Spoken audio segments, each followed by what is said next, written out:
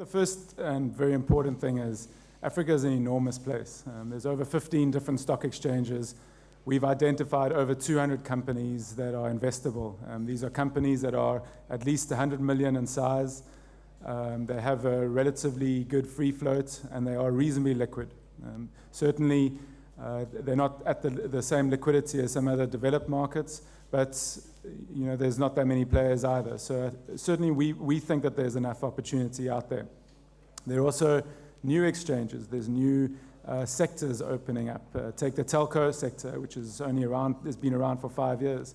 And that's now suddenly one of the biggest sectors and one of the most prospective from an investment point of view. I think also, and one of the previous speakers from Nestle mentioned, a lot of these companies have been around for a long time.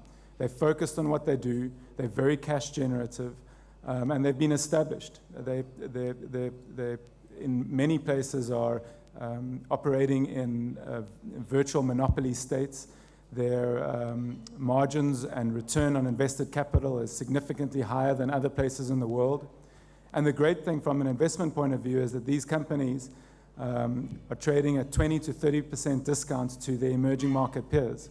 These are for companies that have rock-solid balance sheets, that have the returns that are higher, and that are growing in markets which are growing much faster than a lot of other places in the world. Africa has over 900 million consumers. 50% of them are under the age of 25.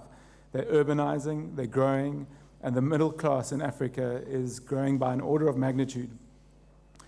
I haven't mentioned the resource sector as well, which is another sector which is gaining a lot of attention, as well as the soft commodities in agriculture. There are many ways to play the Africa theme.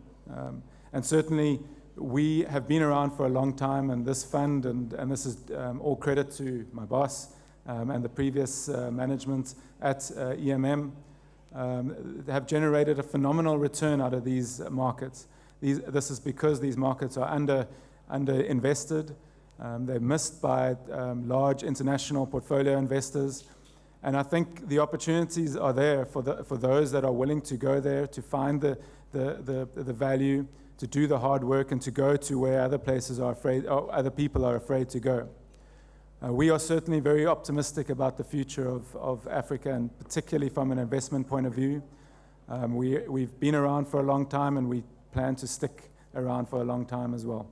Thanks.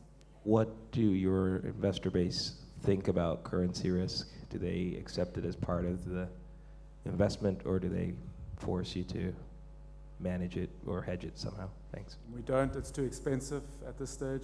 These markets are too illiquid.